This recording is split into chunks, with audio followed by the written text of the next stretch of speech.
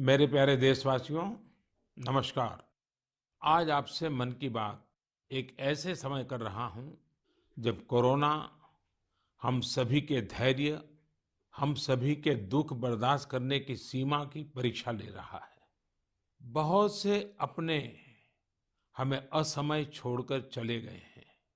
Corona की पहली wave का सफलतापूर्वक मुकाबला करने के बाद देश हौसले से भरा हुआ था, आत्मविश्वास से भरा हुआ था। लेकिन इस तूफान ने देश को झकझोर दिया है।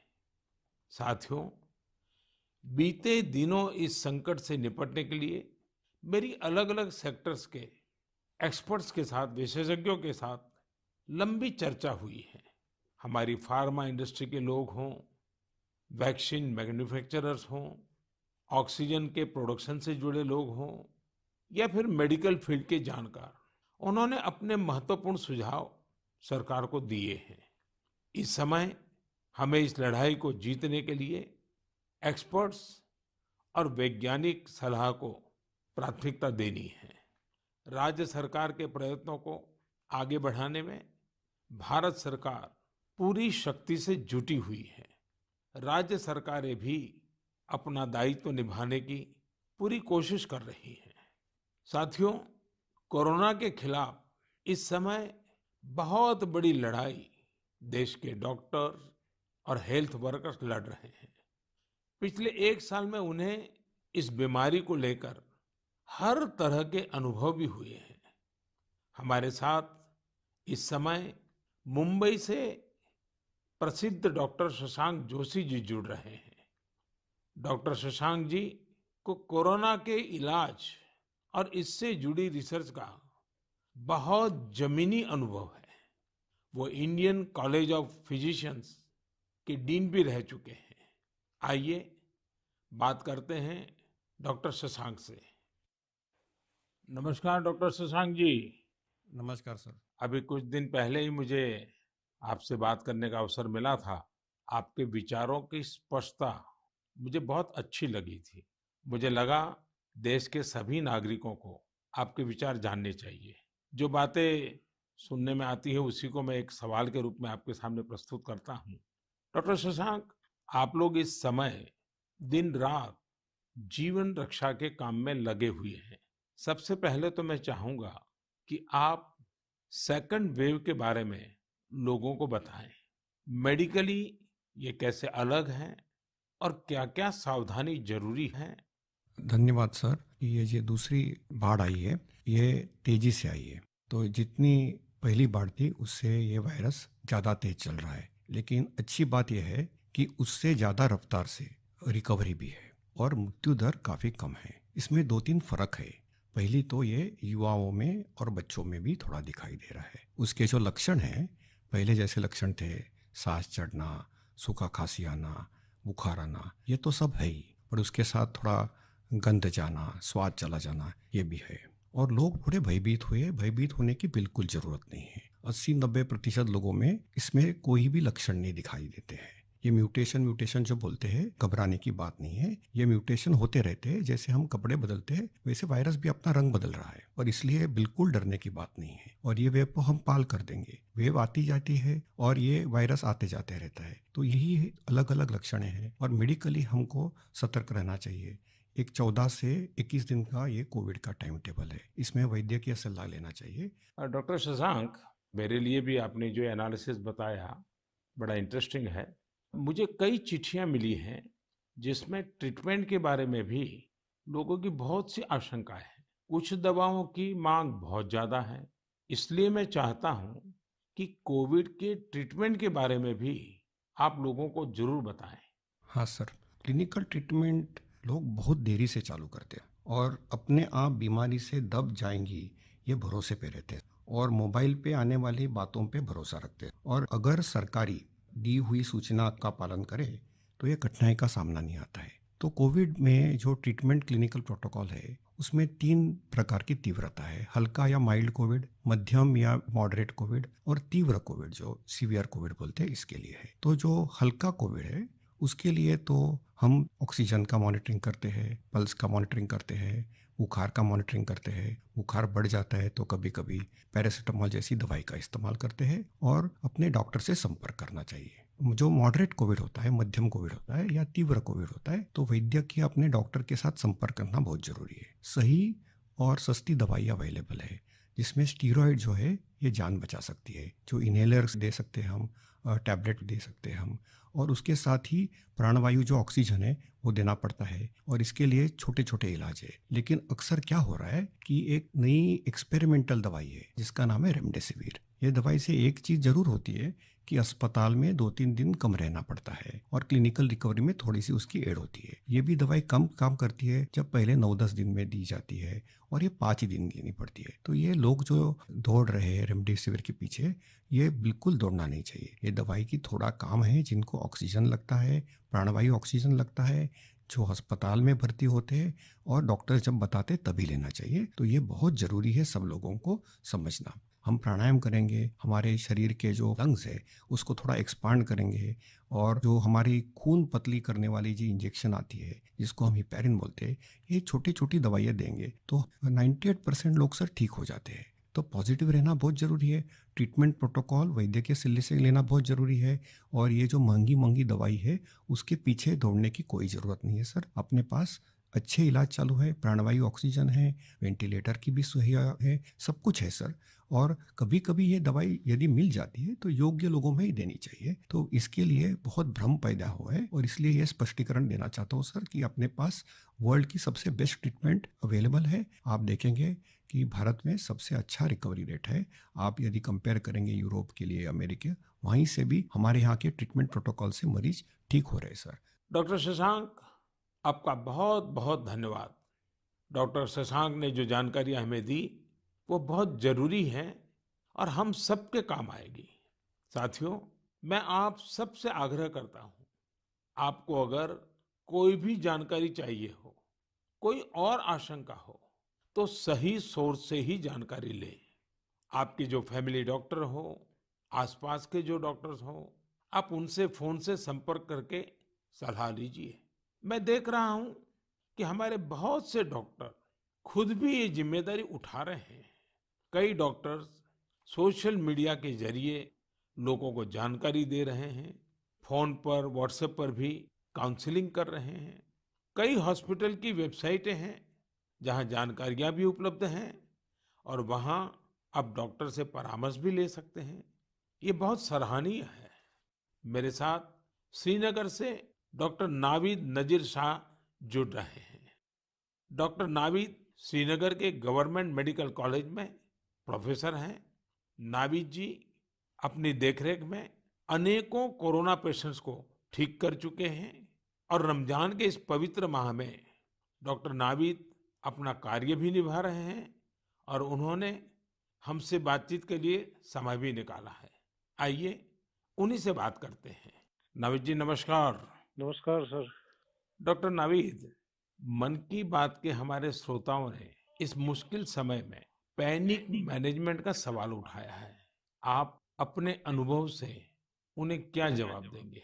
देखिए, जब कोरोना शुरू हुआ तो कश्मीर में जो सबसे पहला हॉस्पिटल डिजिग्नेट हुआ एज कोविड हॉस्पिटल वो हमारा सीडी हॉस्पिटल था, जो मेडिकल कॉलेज के अंडर में आता है। तो उस टाइम एक खौफ का माहौल था लोगों में, तो था ही। वो समझते थे शायद कोविड का इन्फेक्शन किसी को हो जाता है तो एक डेथ सेंटेंस माना जाएगा ये। और ऐसे ही जो हमारे अस्पतालों में डॉक्टर साहिबान या पैरामेडिकल स्टाफ काम करते थे, उनमें भी एक खौफ का माहौल था कि हम इन पेशेंट्स को कैसे फेस करेंगे, हमें इन्फेक्शन होने का खतरा तो नहीं है। लेकिन जो ही टाइम गुजरा, हमने भी देखा कि अगर पूरी तरीके से हम जो प्रोटेक्टिव गियर पहने और एहतियाती तदाबीर जो है उन पे अमल करें, तो हम भी सेफ रह सकते हैं और हमारा जो बाकी स्टाफ है वो भी सेफ रह सकता है। और आगे आगे जब भी हम देखते गए तो ये मरीज, जो कुछ लोग बीमार थे, कुछ एसिम्प्टोमेटिक थे, यानी कि उनमें कोई बीमारी के कोई लक्षण नहीं थे, हमने देखा कि करीब करीब 90-95% से ज्यादा जो मरीज है वो खुद विदाउट एनी मेडिकेशन भी ठीक हो जाते हैं।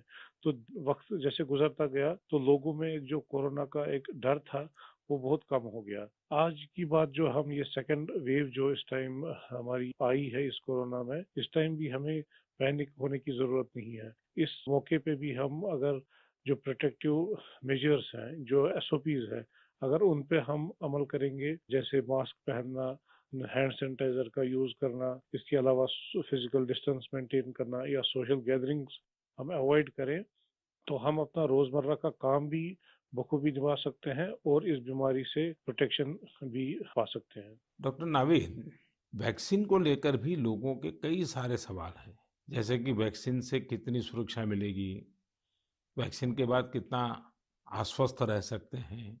आप कुछ बात इसमें बताएं तो श्रोताओं को बहुत लाभ होगा। जब कोरोना का इन्फेक्शन सामने आया, तब से आज तक हमारे पास अभी कोविड-19 के अगेंस्ट कोई इफेक्टिव ट्रीटमेंट अवेलेबल नहीं है। तो हम इस बीमारी को फाइट दो ही चीजों से कर सकते हैं, एक तो प्रोटेक्टिव मेजर, और हम पहले से ही कह रहे थे कि अगर कोई इफेक्टिव वैक्सीन हमारे पास आए तो वो हमें इस बीमारी से निजात दिला सकता है। और हमारे मुल्क में दो वैक्सीन इस टाइम अवेलेबल है, कोवैक्सीन है, कोविशील्ड है, जो यहीं पे बना हुआ वैक्सीन है। और कंपनीज भी अपनी जो उन्होंने ट्रायल्स की हैं, तो उसमें भी देखा गया है कि इसकी एफिकेसी जो है वो 60% से ज्यादा है। अगर हम जम्मू कश्मीर की बात करें, हमारी यूटी में अभी तक 15 से 16 लाख तक लोगों ने अभी ये वैक्सीन लगाया है। हाँ, सोशल मीडिया में काफी इसके जो मिसकंसेप्शन या मिथ्स इसमें आए थे कि ये साइड इफेक्ट्स हैं। अभी तक हमारे जो भी यहाँ पे वैक्सीन लगे हैं, कोई साइड इफेक्ट उनमें नहीं पाया गया है। सिर्फ जो आम हर किसी वैक्सीन के साथ एसोसिएटेड होता है, किसी को बुखार आना, पूरे बदन में दर्द, या लोकल साइट जहाँ पे इंजेक्शन लगता है वहाँ पे पेन होना, ऐसे ही साइड इफेक्ट्स हमने हर मरीज में देखे हैं। तो कोई ग्रॉस हमने कोई एडवर्स इफेक्ट नहीं देखा है। हाँ, और दूसरी बात, लोगों में ये भी आशंका थी कि कुछ लोग आफ्टर वैक्सीनेशन यानी वैक्सीन टीकाकरण के बाद पॉजिटिव हो गए। इसमें कंपनी से ही गाइडलाइन है कि उसमें अगर किसी को टीका लगा है उसके बाद उसको इन्फेक्शन हो सकता है, वो पॉजिटिव हो सकता है, लेकिन जो बीमारी की सीवियरिटी है यानी बीमारी की शिद्दत जो है उन मरीजों में उतनी नहीं होगी। यानी कि वो पॉजिटिव हो सकते हैं, लेकिन जो बीमारी है वो एक जानलेवा बीमारी उनमें साबित नहीं हो सकती है। इसलिए जो भी ये मिसकंसेप्शंस हैं वैक्सीन के बारे में, वो हमें दिमाग से निकालने चाहिए। और जिसकी बारी आई, क्योंकि 1 मई से हमारा पूरे मुल्क में जो भी 18 साल से ज्यादा की उम्र के हैं उनको वैक्सीन लगाने का कार्यक्रम शुरू होगा, तो लोगों से अपील यही करेंगे कि आप आए, वैक्सीन लगवाएं और अपने आप को भी प्रोटेक्ट करें, और ओवरऑल हमारी सोसाइटी और हमारी कम्युनिटी इससे प्रोटेक्ट हो जाएगी कोविड-19 के इन्फेक्शन से। डॉक्टर नावीद, आपका बहुत बहुत धन्यवाद और आपको रमजान के पवित्र महीने की बहुत बहुत शुभकामनाएं। बहुत बहुत शुक्रिया। साथियों, कोरोना की इस संकट काल में वैक्सीन की अहमियत सभी को पता चल रही है। इसलिए मेरा आग्रह है कि वैक्सीन को लेकर किसी भी अफवाह में न आए। आप सभी को मालूम भी होगा कि भारत सरकार की तरफ से सभी राज्य सरकारों को फ्री वैक्सीन भेजी गई है, जिसका लाभ 45 साल की उम्र के ऊपर के लोग ले सकते हैं। अब तो 1 मई से देश में 18 साल के ऊपर के हर व्यक्ति के लिए वैक्सीन उपलब्ध होने वाली है। अब देश का कॉरपोरेट सेक्टर, कंपनियां भी अपने कर्मचारियों को वैक्सीन लगाने के अभियान में भागीदारी निभा पाएगी। मुझे ये भी कहना है कि भारत सरकार की तरफ से मुफ्त वैक्सीन का जो कार्यक्रम अभी चल रहा है, वो आगे भी चलता रहेगा। मेरा राज्यों से भी आग्रह है कि वो भारत सरकार के इस मुफ्त वैक्सीन अभियान का लाभ अपने राज्य के ज्यादा से ज्यादा लोगों तक पहुंचाएं। साथियों, हम सब जानते हैं कि बीमारी में हमारे लिए अपनी अपने परिवार की देखभाल करना मानसिक तौर पर कितना मुश्किल होता है। लेकिन हमारे अस्पतालों के नर्सिंग स्टाफ को तो यही काम लगातार कितने ही मरीजों के लिए एक साथ करना होता है। ये सेवा भाव हमारे समाज की बहुत बड़ी ताकत है। नर्सिंग स्टाफ द्वारा की जा रही सेवा और परिश्रम के बारे में सबसे अच्छे से तो कोई नर्स ही बता सकती है। इसलिए मैंने रायपुर के doctor B R. Ambedkar medical college hospital में अपनी सेवाएं दे रही सिस्टर भावना ध्रुव जी को मन की बात में आमंत्रित किया है। वो अनेकों कोरोना मरीजों की देखभाल कर रही हैं। आइए उन्हीं से बात करते हैं। नमस्कार भावना जी। आदरणीय प्रधानमंत्री जी, नमस्कार। भावना जी, यस सर। मन की बात सुनने वालों को आप जरूर ये बताइए कि आपके परिवार में इतनी सारी जिम्मेवारियां, इतने सारे मैंने मल्टीटास्क, और सर। उसके बाद भी आप कोरोना के मरीजों के साथ काम कर यस रही सर। हैं। कोरोना के मरीजों के साथ आपका जो अनुभव रहा वो जरूर देशवासी सुनना चाहेंगे, क्योंकि सिस्टर जो होती हैं, नर्सिस जो होते हैं, वो यस सर। पेशेंट के सबसे निकट होती है और सबसे लंबे समय तक होती है। Yes sir. तो वो हर चीज को बड़ी बारीकी से समझ सकती है। जी बताइए। जी सर, मेरा टोटल एक्सपीरियंस कोविड में सर 2 मंथ का है सर। हम 14 डेज ड्यूटी करते हैं और 14 डेज के बाद हमें रेस्ट दिया जाता है। फिर 2 महीने बाद हमारा ये कोविड ड्यूटी रिपीट होता है सर। जब सबसे पहले मेरी कोविड ड्यूटी लगी तो सबसे पहले मैं अपने फैमिली मेंबर्स को ये कोविड ड्यूटी की बात शेयर करी। ये मई की बात है और मैं ये जैसे ही मैंने शेयर किया, सबके सब डर गए, घबरा गए मुझसे। कहने लगे कि बेटा ठीक से काम करना। एक इमोशनल सिचुएशन था सर बीच में, जब मेरी बेटी मुझसे पूछी, मम्मा आप कोविड ड्यूटी जा रहे हो? तो उस समय बहुत ही ज़्यादा मेरे लिए इमोशनल मोमेंट था। लेकिन जब मैं कोविड पेशेंट के पास गई तो मैं एक जिम्मेदारी घर में छोड़ के गई और जब मैं कोविड पेशेंट से मिली सर, तो वो उनसे और ज़्यादा घबराए हुए थे। कोविड के नाम से सारे पेशेंट इतना डरे हुए थे सर कि उनको समझ में ही नहीं आ रहा था कि उनके साथ क्या हो रहा है, हम आगे क्या करेंगे। हम उनके डर को दूर करने के लिए उनसे बहुत अच्छे से हेल्दी एनवायरनमेंट दिए सर उन्हें। हमें जब ये कोविड ड्यूटी करने को कहा गया तो सर सबसे पहले हमको पीपी किट पहनने के लिए कहा गया सर, जो कि बहुत ही कठिन है। पीपी किट को पहन करके ड्यूटी करना सर, ये बहुत टफ था हमारे लिए। मैंने 2 मंथ की ड्यूटी में हर जगह 14-14 दिन ड्यूटी किए, वार्ड में, आईसीयू में, आइसोलेशन में सर। यानी कुल अलग। मिलाकर तो आप 1 साल से इसी काम को कर रही है। Yes sir. वहाँ जाने से पहले मुझे नहीं पता था कि मेरे कलीग्स कौन हैं। हम एक टीम मेंबर की तरह काम किए सर, उनका जो भी प्रॉब्लम थे उनको शेयर किए। हम जाने पेशेंट के बारे में और उनका स्टिग्मा दूर किया सर। कई लोग ऐसे थे सर कि जो कोविड के नाम से ही डरते थे। वो सारे सिम्टम्स उनमें आते थे जब हम हिस्ट्री लेते थे उनसे, लेकिन वो डर के कारण वो अपना टेस्ट नहीं करवा पाते थे। तो हम उनको समझाते थे और सर जब सीवियरिटी बढ़ जाती थी तब उनका लंग्स ऑलरेडी इन्फेक्टेड हो चुका रहता था, तब उनको आईसीयू की ज़रूरत रहती थी, तब वो आते थे और साथ में उनकी पूरी फैमिली आती थी। तो ऐसा 1-2 केस हमने देखा सर। और ऐसा भी नहीं कि हर एक एज ग्रुप के साथ काम किया सर हमने, जिसमें छोटे बच्चे थे, महिला, पुरुष, बुजुर्ग, सारे तरह के पेशेंट थे सर। उन सबसे हमने बात करी तो सबने कहा कि हम डर की वजह से नहीं आ पाए। सबका यही हमें आंसर मिला सर। तो हम उनको समझाएं सर कि डर कुछ नहीं होता है, आप हमारा साथ दीजिए, हम आपका साथ देंगे। बस आप जो भी प्रोटोकॉल्स है उसे फॉलो कीजिए। बस हम इतना उनसे कर पाए सर। भावना जी, मुझे बहुत अच्छा लगा आपसे बात कर करके। आपने काफी अच्छी जानकारियां दी हैं, अपने स्वयं के अनुभव से दी हैं। जी तो सर। जरूर देशवासियों को इससे एक पॉजिटिविटी का मैसेज जाएगा। आपका बहुत बहुत धन्यवाद Bhavna ji. Thank you so much sir, thank you ठीक। So much. Jai Hind sir. जय हिंद। भावना जी और नर्सिंग स्टाफ के आप जैसे हजारों लाखों भाई बहन बखूबी अपना कर्तव्य निभा रहे हैं। ये हम सभी के लिए बहुत बड़ी प्रेरणा है।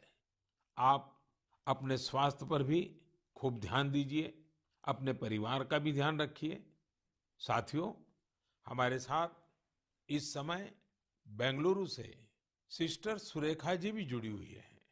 सुरेखा जी केसी जनरल हॉस्पिटल में सीनियर नर्सिंग ऑफिसर है।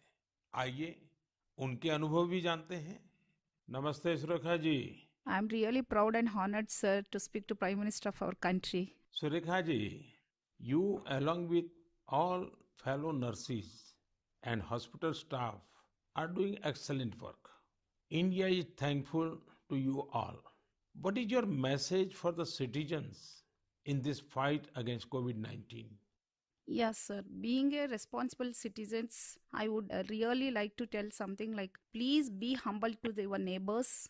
And early testing and proper tracking help us to reduce the mortality rate. And moreover, please, if you find any symptoms, isolate yourself and consult nearby doctors and get treated as early as possible. So community need to know awareness about this disease and be positive, don't be panic and don't be stressed out. It worsen the condition of the patient. We are thankful to our government, proud to have a vaccine also. I'm already vaccinated. With my own experience, I wanted to tell the citizens of India, no vaccines provides 100% protections immediately. It takes time to build a immunity. Please don't be scared to get vaccinated. Please vaccinate yourself. There is a minimal side effects, and I want to deliver the message like stay at home, stay healthy, avoid contact with the people who are sick, and avoid touching the nose, eyes and mouth unnecessarily. Please practice physical distancing, wear mask properly, wash your hands regularly, and home remedies you can practice in the house. Please drink Ayurvedic kadha, take steam inhalation and mouth gargling every day, and breathing exercise so you can do it. And one more thing, last and not least, please have a sympathy towards frontline workers and professionals. We need your support and cooperation. We will fight together. We will get through with the pandemic. This is what my message to the people, sir. Thank you Surekha ji. Thank you, sir. Surekha ji, वाकई आप बहुत कठिन समय में मोर्चा संभाले हुए हैं। आप अपना ध्यान रखिए। आपके परिवार को भी मेरी बहुत बहुत शुभकामनाएं हैं। मैं देश के लोगों से भी आग्रह करूंगा कि जैसा भावना जी, सुरेखा जी ने अपने अनुभव से बताया है, कोरोना से लड़ने के लिए पॉजिटिव स्पिरिट बहुत ज्यादा जरूरी है और देशवासियों को इसे बनाए रखना है। साथियों, डॉक्टर्स और नर्सिंग स्टाफ के साथ साथ इस समय लैब टेक्नीशियंस और एम्बुलेंस ड्राइवर्स जैसे फ्रंटलाइन वर्कर्स भी भगवान की तरह ही काम कर रहे हैं। जब कोई एम्बुलेंस किसी मरीज तक पहुंचती है तो उन्हें एम्बुलेंस ड्राइवर देवदूत जैसा ही लगता है। इन सब की सेवाओं के बारे में, इनके अनुभव के बारे में देश को जरूर जानना चाहिए।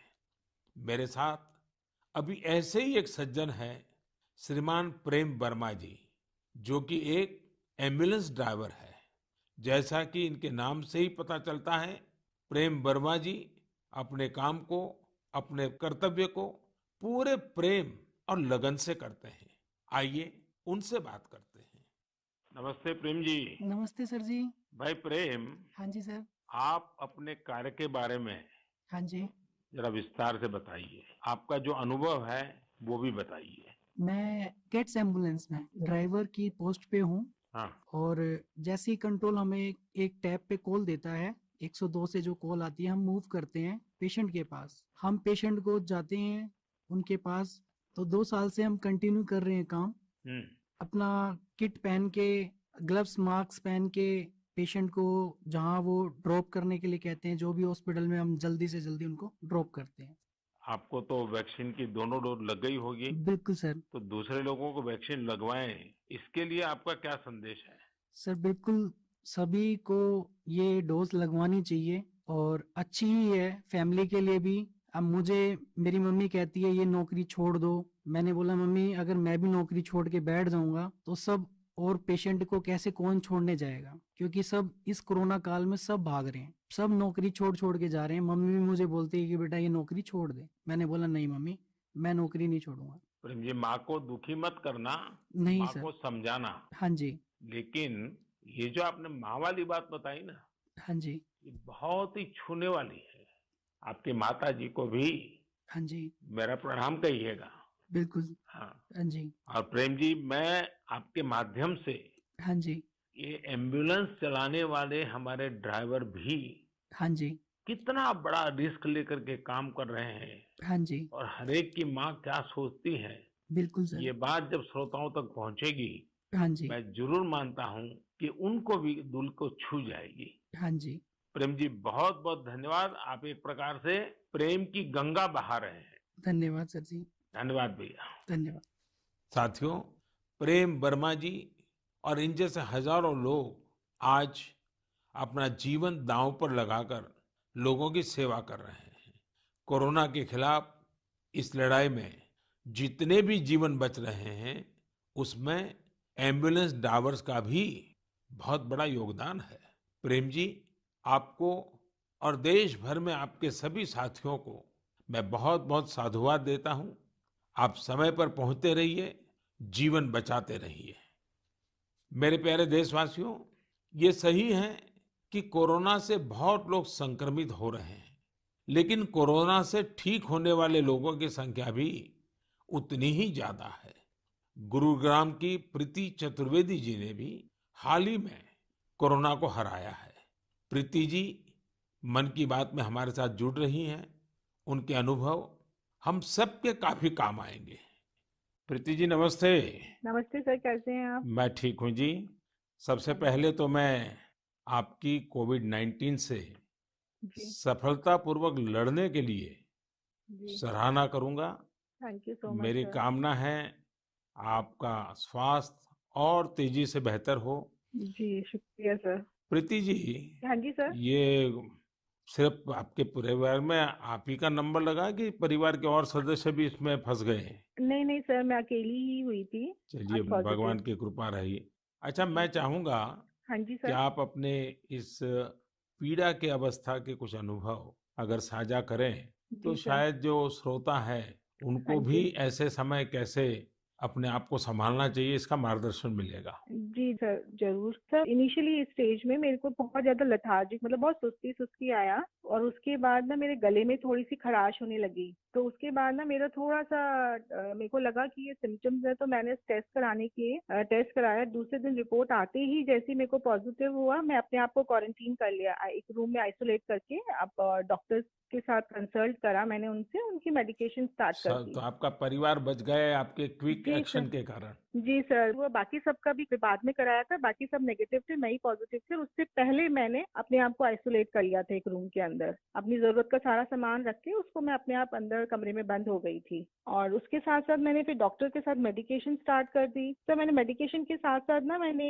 योगा, आयुर्वेदिक और साथ में मैंने ना काढ़ा भी लेना शुरू कर दिया था अपनी इम्यूनिटी बूस्ट करने के लिए। और सर मैं दिन में मतलब जब भी अपना भोजन वगैरह लेती थी, उसमें मैंने हेल्दी फूड जो कि प्रोटीन रिच डाइट थी, वो लिया मैंने बहुत सारा फ्लूइड लिया, मैंने स्टीम लिया, गार्गल किया और हॉट वाटर लिया। मैंने दिन भर मैं इन सब चीज़ों को ही अपने उस जीवन में लेती आई डेली। और सर इन दिनों में ना सबसे बड़ी बात मैं बोलना चाहूँगी कि घबराना तो बिल्कुल नहीं है, बहुत मेंटली स्ट्रांग करना, जिसके लिए मेरे को ना योगा ने बहुत ज़्यादा ब्रीदिंग एक्सरसाइज करती थी ना, उससे मुझे अच्छा लगता था उसको करने हम्म। से मुझे। अच्छा प्रीति जी, जब अब आपका प्रोसेस पूरा हो गया, आप संकट से बाहर निकल आई, हाँ अब आपका जी। टेस्ट भी नेगेटिव आ गया है, हाँ जी तो सर। फिर आप अपने स्वास्थ्य के लिए, जी इसके सर। देखभाल के लिए अभी क्या कर रही है? सर मैंने एक तो योगा बंद नहीं किया है, ठीक है, मैंने काढ़ा अभी भी ले रही हूँ और अपनी ना इम्यूनिटी बूस्ट रखने के लिए मैं अच्छा हेल्दी फूड खा रही हूँ अभी, जो कि मैं बहुत अपने आप को नेग्लेक्ट कर लेती थी, उस पर बहुत ध्यान दे रही हूँ मैं। धन्यवाद Preeti ji. Thank you so much sir. आपने जो जानकारी दी, मुझे लगता है ये बहुत सारे लोगों के काम आएगी। आप स्वस्थ रहें, आपके परिवार के लोग स्वस्थ रहें, मेरी आपको बहुत बहुत शुभकामनाएं। मेरे प्यारे देशवासियों, जैसे आज हमारे मेडिकल फील्ड के लोग, फ्रंटलाइन वर्कर्स, दिन रात सेवा कार्यों में लगे हैं, वैसे ही समाज के अन्य लोग भी इस समय पीछे नहीं है। देश एक बार फिर एकजुट होकर कोरोना के खिलाफ लड़ाई लड़ रहा है।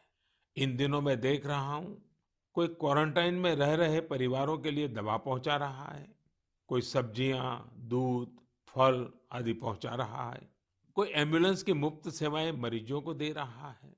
देश के अलग अलग कोने में इस चुनौतीपूर्ण समय में भी स्वयंसेवी संगठन आगे आकर दूसरों की मदद के लिए जो भी कर सकते हैं वो करने का प्रयास कर रहे हैं। इस बार गांवों में भी नई जागरूकता देखी जा रही है। कोविड नियमों का सख्ती से पालन करते हुए लोग अपने गांव की कोरोना से रक्षा कर रहे हैं।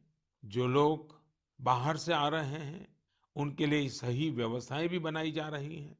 शहरों में भी कई नौजवान सामने आए हैं जो अपने क्षेत्र में कोरोना के केस न बढ़े, इसके लिए स्थानीय निवासियों के साथ मिलकर प्रयास कर रहे हैं।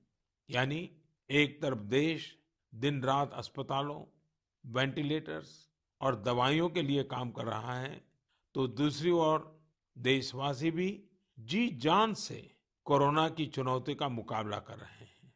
ये भावना हमें कितनी ताकत देती है, कितना विश्वास देती है। ये जो भी प्रयास हो रहे हैं, समाज की बहुत बड़ी सेवा है। ये समाज की शक्ति बढ़ाते हैं। मेरे प्यारे देशवासियों, आज मन की बात की पूरी चर्चा को हमने कोरोना महामारी पर ही रखा, क्योंकि आज हमारी सबसे बड़ी प्राथमिकता है इस बीमारी को हराना। आज भगवान महावीर जयंती भी है। इस अवसर पर मैं सभी देशवासियों को शुभकामनाएं देता हूँ। भगवान महावीर के संदेश हमें तप और आत्म संयम की प्रेरणा देते हैं।